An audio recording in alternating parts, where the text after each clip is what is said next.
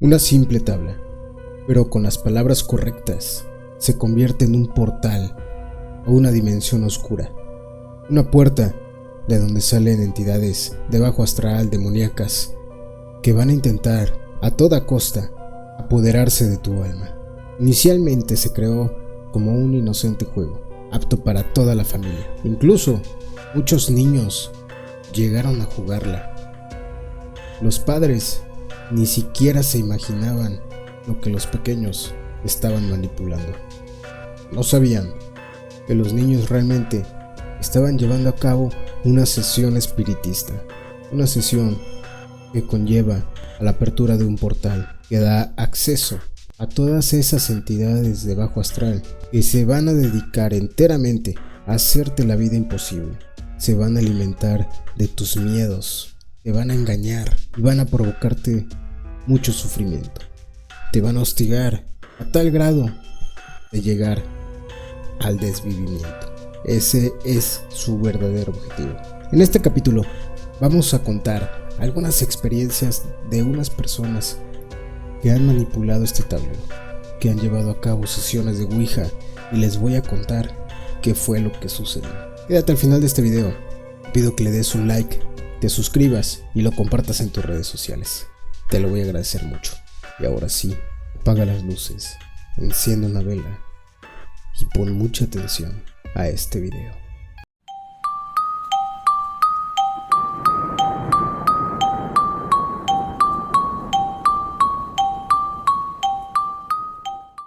Realmente, el origen de la Ouija es muy impreciso.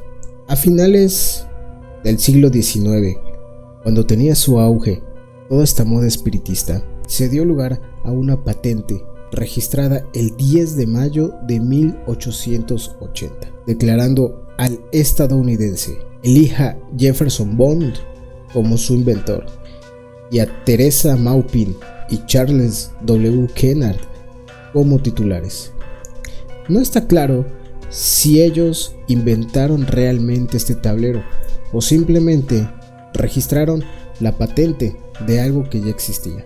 Anteriormente se le conocía como planchita o tabla parlante. De cualquier forma, Kennard creó la empresa para fabricar y distribuir este producto y comenzó a vender los primeros ejemplares en 1890.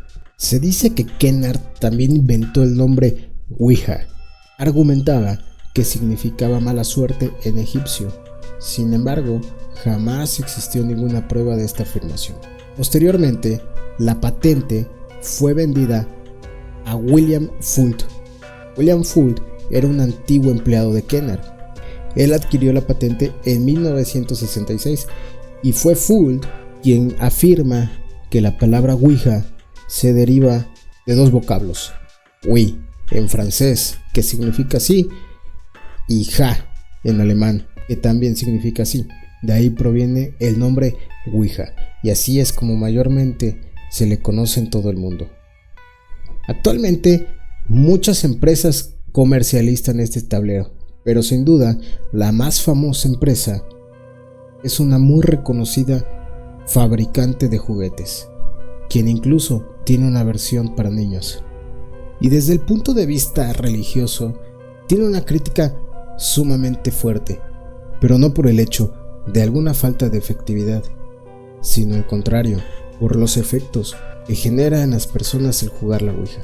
Incluso el padre José Antonio Fortea es un padre español.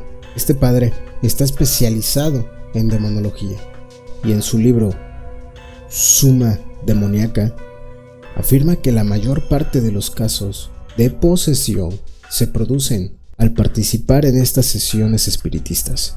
Recordemos que el Vaticano tiene una escuela dedicada a formar exorcistas y el padre José Antonio Fortea es uno de los más prominentes.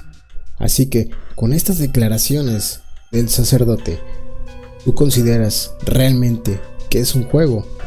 Por las experiencias de muchas personas que han jugado con la Ouija, podemos deducir que es un juego sumamente adictivo. La persona que comienza a jugarlo y realiza un contacto con una entidad. Gradualmente se va enganchando demasiado, hasta que sin darse cuenta, el realizar estas sesiones espiritistas lo convierte en su prioridad. Estos seres oscuros son sumamente peligrosos, porque lo que buscan es engancharse con las personas. Los demonios son entidades expertas en el engaño. Ellos pueden ver tus deseos más oscuros. Por ejemplo, si una persona muy lujuriosa entabla un contacto con estas entidades, las entidades le van a ofrecer placer físico. Si una persona amante de el dinero, de la avaricia, logra entablar este contacto, la entidad le va a prometer riquezas. Por otro lado, si una persona es muy falta de afecto y busca desesperadamente el tener el amor de una persona, la entidad le va a prometer al amor de su vida. Es por eso que es muy peligroso el simplemente comenzar a jugarla sin saber los riesgos y las consecuencias que puedes tener. Recuerda que todas las promesas que te hagan estas entidades es meramente para que te enganches, para tener un control sobre ti. El objetivo realmente es hacerte daño, es apropiarse de tu alma. Son entidades sumamente inteligentes y sin darte cuenta te van a absorber toda esa luz, esa vitalidad que te hace sentir vivo, esa esencia, esa alma, el brillo que tiene una persona viva. Les voy a platicar una historia que me contó hace muchos años mi madre. Ella, hace muchísimos años, en su época de estudiante de secundaria, tenía una amiga, llamémosle Gaby. Gaby poseía este tablero. Ya había jugado anteriormente con la tabla y lo encontraba sumamente divertido. Como toda niña, quería compartir este juguete con sus amigas. Entonces, un día, va con mi mamá y le invita a jugar. Le platica sobre una tabla que tiene poderes de contactar a los muertos. Le cuenta que ha estado jugando varias ocasiones y que ha podido contactar al espíritu de un marinero con el que ha pasado muchas horas platicando sobre temas muy interesantes, sobre cosas que le gustan hacer a ella. Entonces, llevada por la curiosidad, mi madre acepta y se reúnen en su casa después de la escuela para jugar con ella. La casa de mis abuelos era una casa antigua, algo grande, donde había algunas habitaciones que estaban separadas por un patio grande y tenían mucha privacidad. Entonces, saliendo de la escuela, van a casa de mis abuelos. La niña Gaby lleva la tabla y se disponen a jugar. Inicialmente, me cuenta mi mamá, que no pasó absolutamente nada. Simplemente tenían el triángulo sobre la tabla, preguntaban si había alguien ahí presentes con ellas y no hubo ninguna respuesta. Intentaron varias veces, 4 o 5 veces, sin ningún tipo de éxito. Ya se estaba volviendo algo aburrido.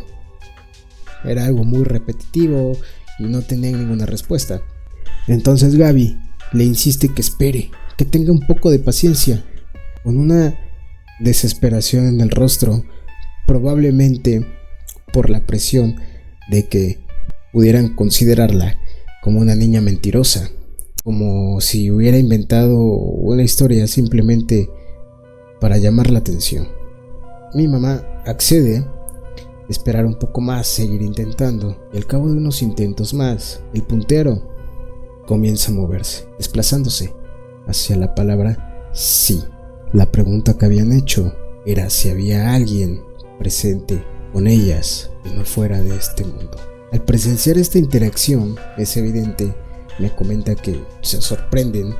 Es una emoción rara, es una mezcla entre emoción, entre miedo, pero deciden seguir jugando, deciden seguir preguntando.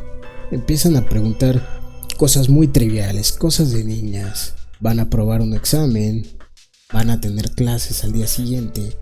¿A qué niño de la escuela le gustan? Cosas muy inocentes. Poco tiempo después, una de mis tías entra a la habitación, ve el escenario de lo que está sucediendo, ve la tabla y al principio no sabe qué es lo que debe de hacer. Mi mamá y Gaby le invitan a jugar. Después de tratar de convencerle un tiempo, accede. Se suma como espectadora. El tiempo transcurre y resulta algo divertido. La tabla les contestaba lo que querían saber. Les decía exactamente las respuestas que querían escuchar. Estaban muy emocionadas. Sin embargo, después de un tiempo, mi tía se abstiene de hacer preguntas, porque aunque era algo divertido, también tenía una parte escalofriante. Se reservaba a interactuar, se reservaba a participar directamente en ese juego. Y entonces la entidad empieza a ordenar a Gaby y a mi mamá que la sacaran de la habitación, que no quería que estuviera presente, que no les iba a contestar más si no se largaba. Comienza a deletrear palabras de insulto, que evidentemente para una niña pequeña de secundaria es sumamente escalofriante. Es entonces cuando mi tía sale corriendo de la habitación, convencida totalmente de lo que estaban haciendo no era algo bueno. Sale corriendo y se dirige con mi abuela. Le empieza a contar sobre este juego, sobre este juguete que llevó Gaby. Y algo había escuchado mi abuela. Algunas historias, no sé, de conocidas, vecinas, pero tenía un poco de conocimiento de que estos juegos eran peligrosos, eran malos, de que contactaban con seres que no eran de este mundo. Entonces mi abuela, con una preocupación y con un miedo, va rápidamente a la habitación en donde se encontraba Gaby y mi mamá. Enfurecida, abre la puerta y les arrebata la tabla. Las dos pequeñas se llenan de mucho coraje y le empiezan a gritar que no, que deje la tabla, que las deje terminar, que las deje concluir la sesión. Pero mi abuela rápidamente se lleva ese tablero. Lo que decide hacer es ir con los papás de Gaby. Les platica lo que estaban haciendo en su casa y les dice a sus papás que tengan mucho cuidado con lo que le dan a su hija, ya que esas cosas son cosas del diablo. Los papás, muy escépticos, muy despreocupados, escuchan a mi abuela, pero simplemente lo dejan pasar. Le piden disculpas, le dicen que es la última vez que Gaby vuelve a ir y vuelve a llevar estos juguetes y nada más. Se despiden y hasta ahí. Mi mamá quedó al momento muy enojada. Le costó trabajo entender el por qué mi abuela había hecho esta acción, pero después de un tiempo lo comprende. Me platica que días después, en la escuela, Gaby seguía contándoles que seguía haciendo estas sesiones de Ouija, que esa entidad, ese marinero con el que había contactado, seguía visitándola. Entonces Gaby esperaba ansiosa la salida de clases para llegar a su casa y platicar con el marinero. Pasaron los días y a Gaby se le veía un brillo en los ojos, un brillo que parecía amor. Parecía que Gaby estaba enamorada perdidamente de este marinero. Y le contaba a mi mamá y le contaba a mi tía. El marinero sentía algo por ella, algo especial. Decía que el marinero le había confesado, le había declarado un amor muy grande. Un amor que trascendía los planos físicos y espirituales. Le dijo que él vendría por ella, que la llevaría a ese lugar tan hermoso en donde él vivía. Un paraíso, un lugar lleno de paz, donde podían, sin duda, disfrutar plenamente de su amor. Gaby estaba muy emocionada. Pero a este punto, Gaby ya no era la misma. Denotaba un intenso desgaste físico, pues sus padres comentaban que desde hace unos días Gaby se negaba a comer. No tenía apetito. Decían que Gaby llegaba de la escuela y simplemente se iba a su cuarto, se encerraba y no salía en toda la tarde. Le insistían que comiera, pero Gaby no tenía hambre. Simplemente decía que le dolía el estómago y no quería comer. Sus padres la llevaron con doctores, con nutriólogos, la vitaminaron, le dieron medicina para que se le empezara a generar apetito. Sin embargo, nada de lo que hicieron surtió efecto. Gaby comenzó a deteriorarse físicamente, muy rápido. Comenzó a enfermarse. Los padres, a ese momento, ya se encontraban muy alarmados, porque notaron drásticamente este cambio que tuvo. Era una niña sumamente delgada. Tenía ojeras en los ojos, labios secos, los huesos del cuerpo se le marcaban a simple vista. Después de varios consejos, los padres aceptaron que tenían que desprender a Gaby de este juguete, que posiblemente podía ser la raíz de estos males. Decidieron que era momento de ponerle fin, así que fueron a la recámara de Gaby y le quitaron la tabla. Gaby enloqueció, se puso histérica, se puso agresiva, insultaba a sus padres, incluso se les fue a los golpes, pero los padres se mantuvieron firmes. Escondieron ese tablero. Le cuentan los padres de Gaby a mi abuela que ese tablero lo guardaron en un armario que tenían bajo llave. Lo escondieron muy bien, lo envolvieron, lo echaron hasta el fondo y le pusieron llave. Y cuentan también que en las noches escuchaban golpeteos provenientes de adentro de ese armario, unos golpes en la puerta que los asustaba muchísimo. Solamente 2 noches fueron las que aguantaron. Sentían una presencia que quería salir, una presencia enfurecida que necesitaba salir de ese armario. No sabían qué hacer. Acudieron con un sacerdote. Intentaron quemarla, pero simplemente se tiznaba un poco, no ardía. El sacerdote les dijo que llevaran a la niña, que los iba a ayudar. Lamentablemente, para este punto, pasado ya unos 4 o 5 meses desde que Gaby comenzó a jugarla, entró en ese desgaste físico tan intenso que tuvieron que hospitalizarla. Fue imposible que la pudieran llevar con ese sacerdote. En el hospital los doctores comenzaban a hacerle estudios. Estaba evidentemente muy grave, tenía desnutrición, tenía deshidratación y otros males que desencadenó que Gaby no ingiriera alimentos. Lamentablemente, después de varios tratamientos, los doctores no pudieron hacer mucho. Al cabo de un lapso de tiempo corto, Gaby se fue. Sin duda, con esta experiencia vemos la forma en que actúan estas entidades, la forma en la que logran engañarte, la forma en que penetran en tu mente, ven en tu interior y te ofrecen lo que más anhelas. El peligro es cuando te enganchas. Hasta este punto podemos ver qué tan peligroso es el manipular este tablero sin saber exactamente para qué es, para qué sirve, cómo protegerte y cómo llevar a cabo una sesión. Sin duda, después de este relato, yo comencé a tenerle mucho respeto a estos juegos. Ahora quiero compartirles una historia que me hicieron llegar a mi correo.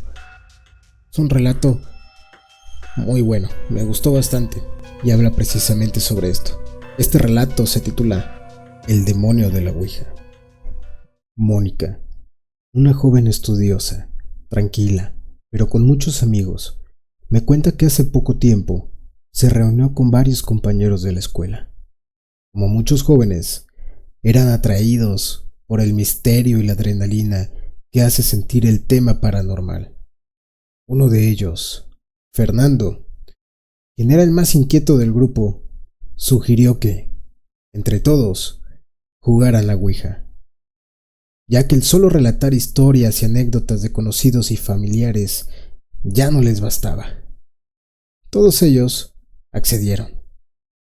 ya que por la emoción colectiva de sentir más terror y dar vistazo a lo desconocido, tenían mucha curiosidad de saber qué podía pasar. Acordaron verse a un costado del río que cruzaba su ciudad, un lugar boscoso, solitario y en donde podrían jugar sin que nadie los interrumpiera, y al mismo tiempo tener un entorno emocionante y tenebroso.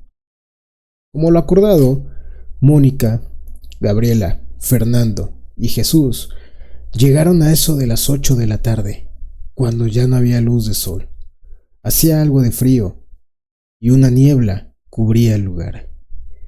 Llevaron algunas velas e incienso para alumbrar a su alrededor, y Fernando sacó la prometida ouija. Era una tabla vieja, algunas letras estaban entreborrosas, tenía los bordes desgastados, pero aún se podía distinguir bien todos sus elementos. Fernando les platicó a sus amigos que la consiguió en una casa de una de sus vecinas, la cual ya estaba abandonada.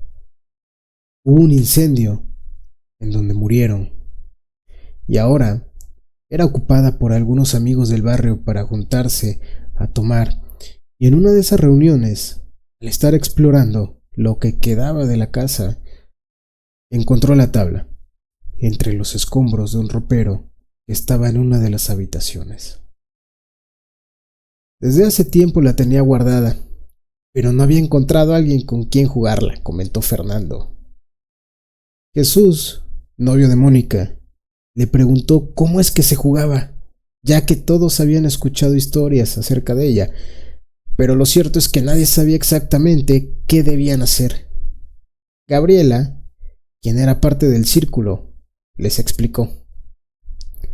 Primero, debemos sentarnos alrededor de ella. Uno de nosotros tomará el puntero. Debemos pedir permiso a los espíritus para iniciar la sesión. Y siempre despedirnos para poder terminarla.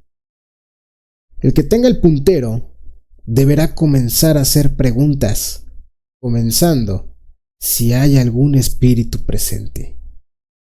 Debemos tener cuidado de que el puntero no comience a moverse bruscamente a los costados de la tabla, ya que si éste se sale de ella, el espíritu quedará libre y podrá poseer a alguno de nosotros.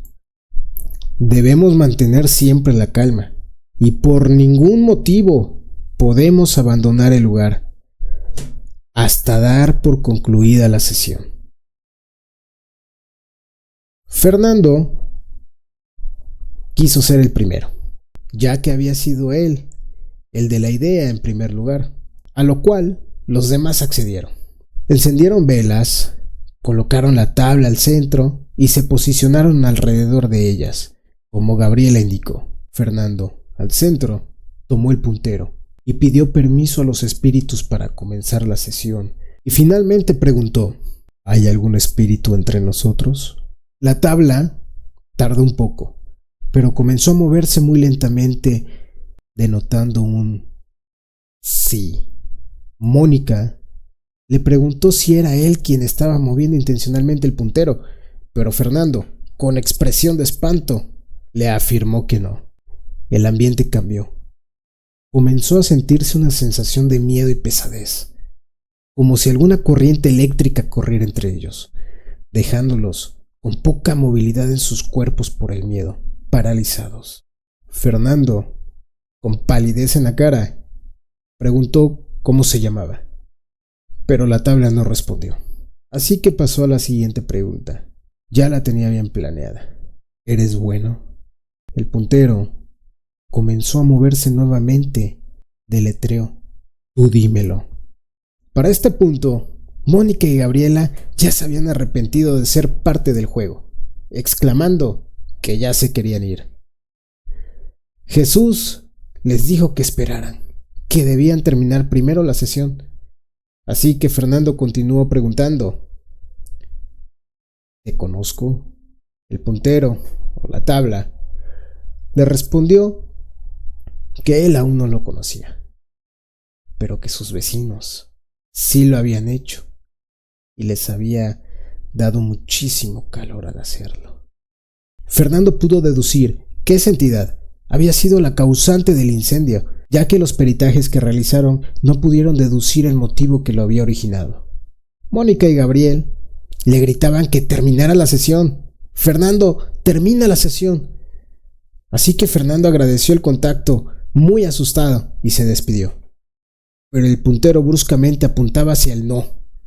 La tabla se negaba a dejarlos ir. El puntero comenzó a moverse hacia todas las direcciones sin control ni sentido. Fernando ya estaba sumamente asustado, no sabía qué hacer. Lo único que se le ocurrió fue agarrar la tabla con todas sus fuerzas y aventarla al río. Pero lo que no notó es que cuando soltó el puntero, este se deslizó con fuerza y cayó fuera de la tabla. Todos los amigos se levantaron rápido, apagaron las velas, levantaron todo y salieron rápidamente de ese lugar. Acordaron que no iban a comentar absolutamente nada. Lo que había sucedido, sabían que definitivamente no era nada bueno y que sus padres, vaya castigo que les pondrían. De momento, todo pareció volver a la normalidad.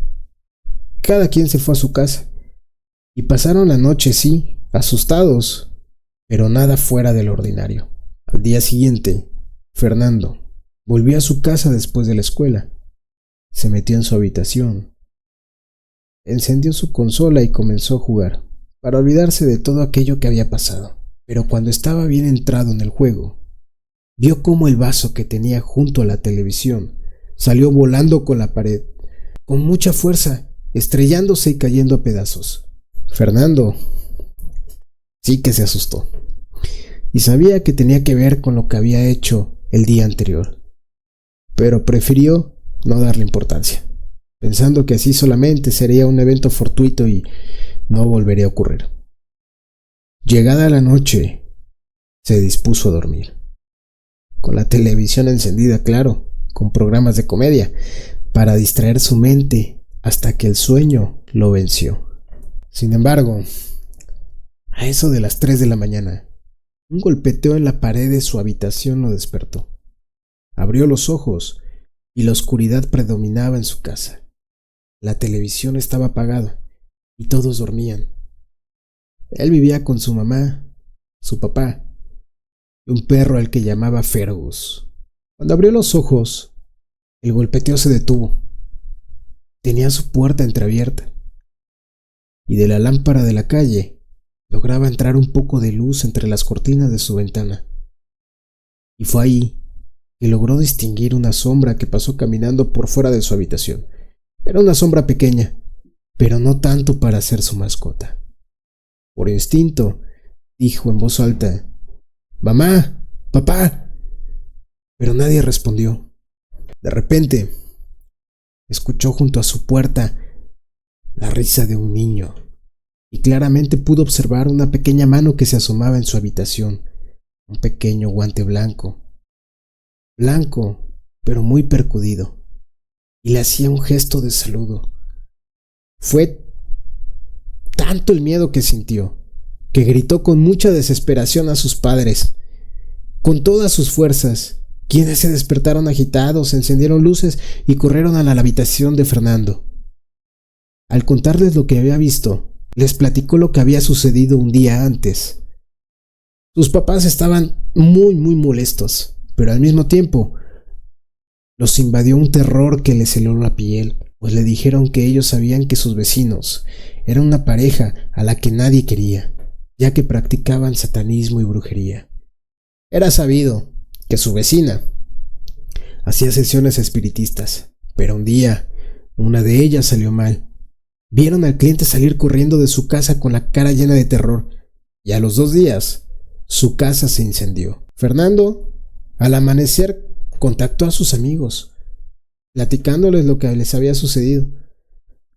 Los demás coincidieron que a ellos también los habían espantado, de formas distintas, pero en lo que coincidieron todos fue el haber escuchado la risa de un pequeño. Decidieron ir a pedir ayuda con un sacerdote, quien sabían era el único que practicaba exorcismos en la ciudad. Le platicaron todo lo que había pasado. El padre les dijo que habían dejado salir un demonio muy poderoso, que ahora estaba conectado con ellos y quería sus almas. Ese demonio había provocado el incendio de la casa de la vecina y vivía en la tabla, y al volverla a jugar, lo liberaron. Y no los iba a dejar hasta llevárselos con él. El sacerdote los citó en la iglesia el día siguiente. Comenzó a realizar rezos que nunca en su vida habían escuchado, todos ellos en latín. Los jóvenes se tornaron agresivos. Se requirió la ayuda de los padres para poder controlarlos, ya que era muy notorio que la fuerza que tenían no era normal para personas de su edad, estatura y peso, ya que eran solamente chicos de secundaria de corta estatura. El mayor no pesaba más de 65 kilos y podía sacudir a 2 personas sin ningún esfuerzo. El sacerdote continuó con los rezos. Mientras más seguía, más agresivos se volvían. El ambiente cambió. Un espejo que se encontraba en la habitación se estrelló. Las velas benditas elevaron el fuego. Un olor a huevo podrido y un intenso frío se hizo presente. El ayudante del sacerdote no dejaba de rociar agua bendita mientras recitaba el Padre Nuestro. De repente, los jóvenes comenzaron a vomitar. Fernando se desmayó y los otros quedaron muy débiles, mareados y con dolor insoportable de cabeza. El ambiente volvió a la normalidad. El padre les dijo que había logrado que perdieran la conexión con esa entidad. Sin embargo, era necesario continuar con los rezos varios días más. Las manifestaciones dejaron de hacerse presentes.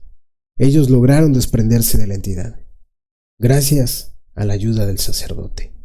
Sin embargo, el espíritu sigue suelto y al acecho de cualquier persona que por curiosidad decida jugar la Ouija o alguna otra actividad para contactar entidades que no están en nuestro plano. Esta es una historia muy interesante. Sin embargo, todos los sucesos pasaron demasiado rápido. Realmente, un exorcismo puede llevar incluso años. Y a veces nunca se consigue. Pero es una muy buena historia para reflexionar sobre lo que hacemos, sobre las acciones que llevamos a cabo. Y acá es donde quiero enfatizar que este tablero no es un juego, es algo muy serio. Incluso es algo que ha llamado también la atención de algunos noticieros. Hay notas. En México, la más reciente es una noticia de una primaria en Puebla, en donde nos dice que varios niños comenzaron a jugar a la Ouija y terminaron desmayados. En unas entrevistas que le realizaban a los padres, coincidían también que esos niños, cuando estaban en sus casas, empezaron a denotar una fuerza extraordinaria. La mamá de una de las niñas relataba que ni entre 2 personas podían contenerla. Era una niña pequeña de primaria. ¿Y cómo es que no pueden someterla entre 2 personas? Y no es solamente en Puebla, en varios lugares se han dado también este tipo de noticias. Incluso en Perú, me parece, sacan una advertencia, una dependencia científica, en donde dice que jugar la Ouija puede provocar esquizofrenia en las personas que la utilizan. A ese grado, también científico y espiritual, es que están presentes estos riesgos. Así que te pido, por favor, que seas muy cuidadoso con lo que haces. Si vas a llevar a cabo alguna sesión de Ouija, te sugiero que lo hagas con una persona que sepa, una persona especializada en el tema, que pueda llevar la sesión de una forma segura entre comillas, porque ese riesgo siempre está presente. Son fuerzas muy poderosas que la gran mayoría de las personas no podemos controlar. Así que mucho cuidado. Y no solamente la Ouija. Recuerdo también en la secundaria haber jugado algo que se llama Willy o Charlie, no recuerdo exactamente el nombre. Se lleva a cabo con 2 personas, cada una tiene en sus manos 3 pinturas de madera en forma de U y las junta y empiezan a preguntar cosas. Entonces estas pinturas de madera, dependiendo lo que tú le preguntes, empiezan a elevarse hacia arriba, hacia abajo, hacia los lados o hacia adentro. Recuerdo en la secundaria haber jugado eso con algunos compañeros. Y bien me acuerdo que uno de ellos se puso muy mal. Incluso fuimos a jugarlo al panteón y recuerdo que en el panteón este compañero salió corriendo e incluso se golpeó con una de las cruces de metal que están en los panteones. Con la punta se golpeó la cabeza. Lo único que se nos ocurrió fue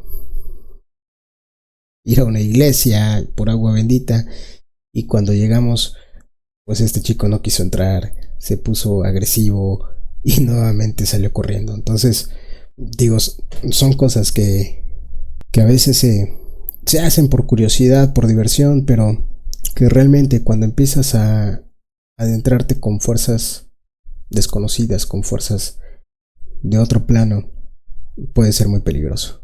Y así como esta, hay muchísimas historias de mucha gente que nos ha platicado sobre sus experiencias al jugar la Ouija. Me gustaría saber si tú has tenido alguna, si tú alguna vez la has jugado o conoces a alguien que la haya jugado. Me gustaría saber tu experiencia, tu anécdota. Me la puedes dejar acá abajo en los comentarios y posteriormente las podremos ir leyendo en otros videos. Y también aprovecho para enviar unos saludos que me pidieron para una gran suscriptora, amante de los videos de terror, Leslie Miranda. Muchos saludos y muchas gracias por ver los videos que subimos en este canal. También agradezco a 2 grandes seguidoras, Samara y Gretel, que siempre me preguntan cuándo voy a hacer el siguiente video. Muchísimas gracias, les envío un fuerte abrazo. Y así es como concluimos este video. Si llegaste hasta acá, te agradecería que le des un like, te suscribas y lo compartas en tus redes sociales. Me ayudaría muchísimo. Y bueno, pues es un tema muy extenso con muchísimas anécdotas que sin duda merece una segunda parte. Ahora sí, enciende tus luces y nos vemos en el siguiente episodio.